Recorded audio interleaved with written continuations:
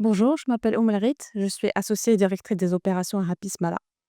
Hapismala, donc c'est un laboratoire d'innovation. On travaille sur l'accompagnement de structures pour le montage de programmes. On travaille également sur le financement alternatif, le financement, ce qu'on appelle la finance durable dans un terme général. Donc à Hapismala, on a débuté sur ça à travers le crowdfunding depuis 2014. Donc on a commencé en tant que plateforme de crowdfunding. Et au Maroc avec des voilà, on a vu malgré les difficultés juridiques, à l'époque, que le crowdfunding, c'est un moyen puissant de financement pour les projets à fort impact, que ça soit social et environnemental, mais aussi également et surtout environnemental. Donc au fil des années, on a vu aussi l'évolution du crowdfunding pour les projets marocains, dans la région MENA aussi, de manière générale.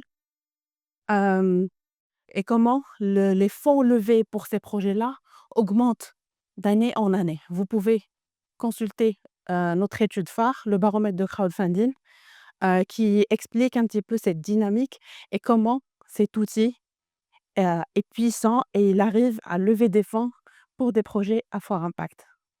Bien sûr, le crowdfunding n'est pas là pour concurrencer les autres mécanismes de financement, il est là pour compléter et un petit peu pallier au gap de financement existant.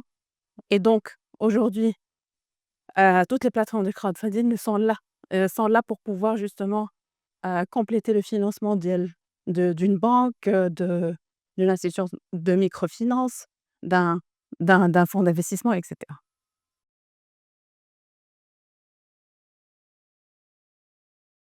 Alors, concernant la législation, aujourd'hui, enfin les pays arabes ont différents, on va dire, niveaux.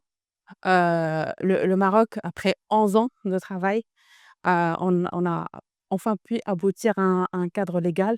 On a, quasiment jour pour jour depuis la création de Hapismala, les premières plateformes marocaines qui opèrent sous la nouvelle loi et qui lancent, déjà des campagnes de crowdfunding.